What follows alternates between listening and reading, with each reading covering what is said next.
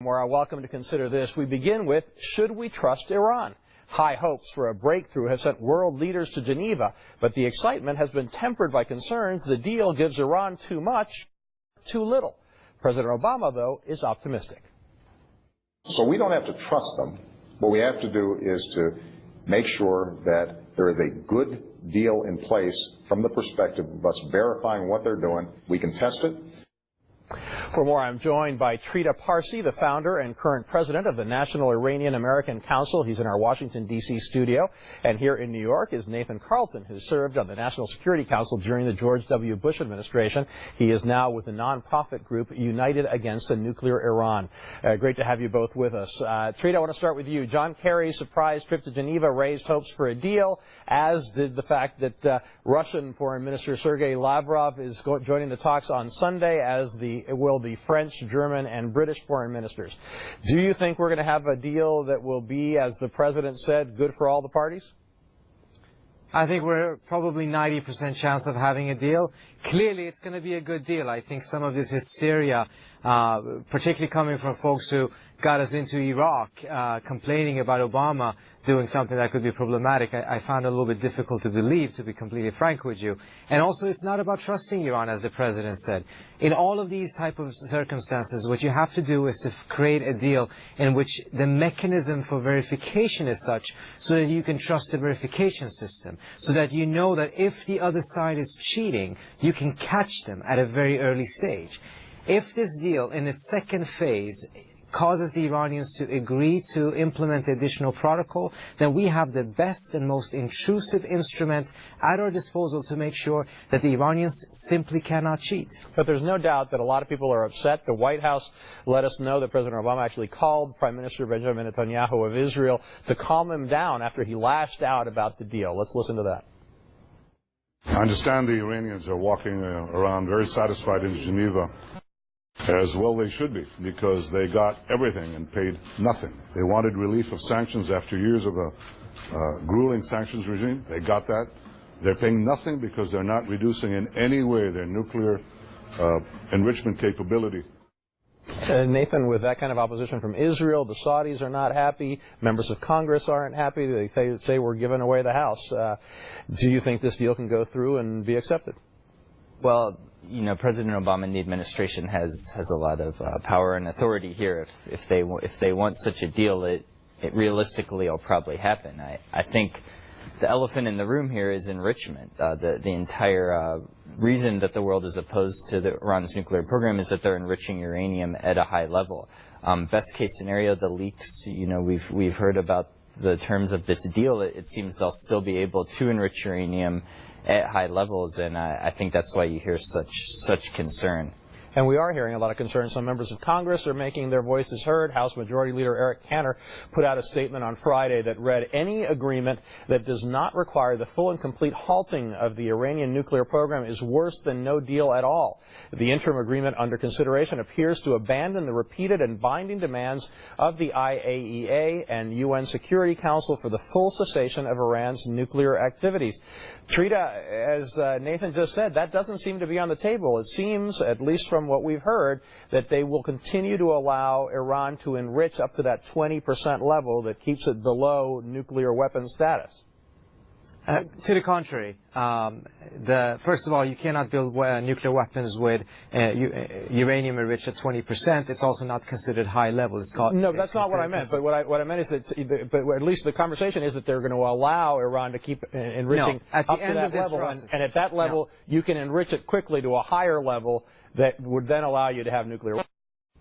Actually, I don't think that's accurate. I think what's going to happen at the end of this deal, and perhaps even its first phase, is that the Iranians are going to cease enrichment at the 20% level. What's going to happen at the end of this, however, is that the Iranians are going to continue to be able to enrich uranium below 5%. And any attempt to try to get that down to zero is simply a pipe dream. And some of the reasons why some folks are upset about this is because they realize that once there is a deal and once there is the verification system that ensures that Iran can't cheat, you can kiss goodbye the risk, or from their perspective, the chance of having a war with Iran. So some of these elements are concerned because they would prefer to have a military confrontation, and they know that the deal essentially eliminates the risk of war. That's just inaccurate. We don't want war with Iran. We want Iran to not have a nuclear weapon.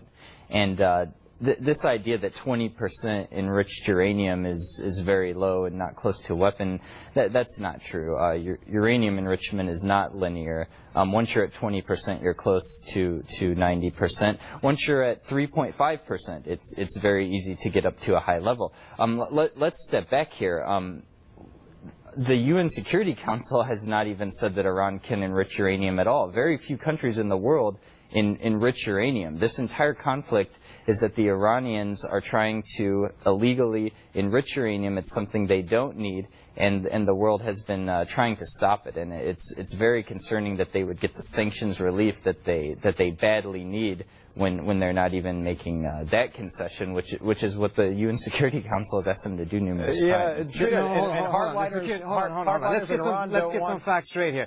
The UN Security Council requires the Iranians to suspend uranium enrichment at some point in order for there to be a final conclusion of this, a final conclusion. What's happening is an interim, a first step out of this. The UN Security Council does not require Iran to secede, to never enrich uranium at all. It only requires it to suspend it until confidence has been restored. So those are two very, very different things. And what we're talking about in Geneva is a first step.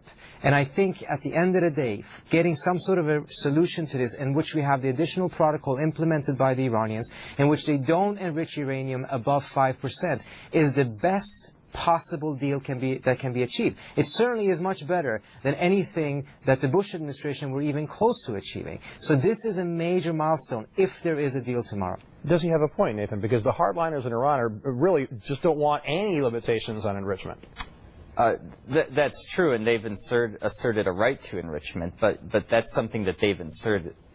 It's not something that's recognized by the world. As I said, there's major European countries that aren't enriching uranium themselves. And if this were the first step towards something where the Iranians would suspend the enrichment of uranium for a few years, I think everyone would be happy for that. But a wise person would be quite skeptical that that's what is about to happen. Yeah, it needs some serious verification. Now, Trita, some are saying that Iran is pretty much getting what it wants on all sorts of different levels, that this deal is a good deal for them, that they've seen what happened in Syria. Their ally, Assad, has stayed in power and continued to be able to kill his people, even though he may not have access to the chemical weapons. He's got access to conventional weapons, that the U.S. is helping al-Maliki in Iraq against the Sunnis who are still there, so al-Maliki being an ally of Iran, that Iran is pretty much solidifying its power in the Middle East to the alarm of not only the Israelis but the Saudis.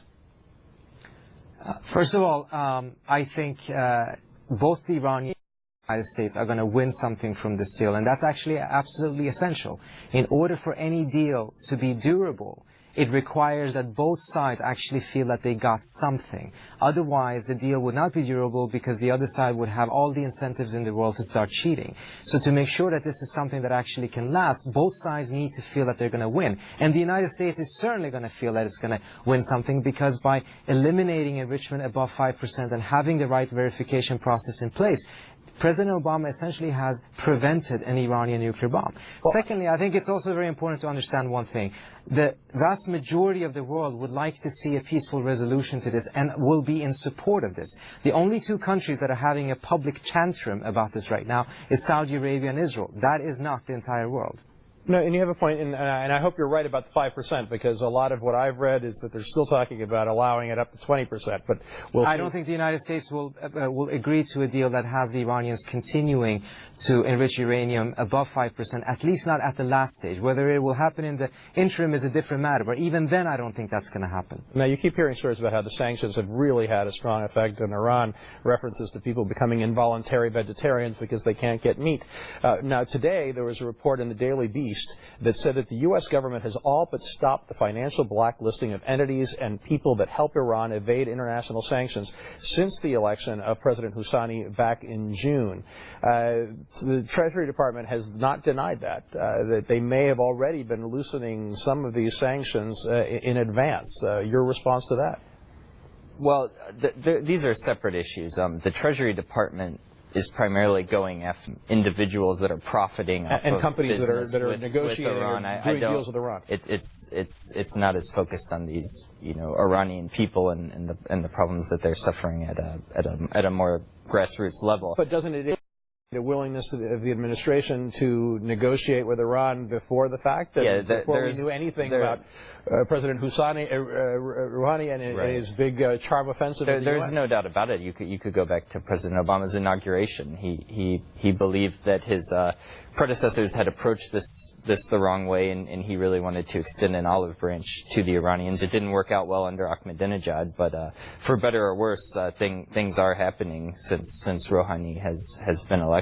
We do think sanctions should still be enforced, though. If they're on the books, they need to be enforced. And Trita, your reaction to that report and to sanctions in general and their effectiveness? I think what the administration essentially has done is that throughout this period they were continuing to implement new sanctions and constantly adding new listings and having OFAC be very, very active, and they were trying to send the Iranians a signal and Congress a signal that they're serious about the sanctions track. By them kind of putting this on pause after Rouhani got elected is essentially a way for them to signal to the Iranians that they're actually quite serious about diplomacy as well, if there is an opportunity. And what you don't want to do is to kill an opportunity by never giving it a chance, by continuing with the sanctions without first testing the proposition of diplomacy. And that's what's being done right now. Well, let's hope that diplomacy does lead to a non-nuclear weaponed Iran in the future, that I'm sure, as Trita said earlier. It's the only thing that can lead to that. There's no other way of making sure that there is no nuclear bomb in Iran. And as you said, that would be very well received by most of the world. Thank you, Trita and Nathan. Appreciate you guys being here to discuss this tonight. And coming up, the president has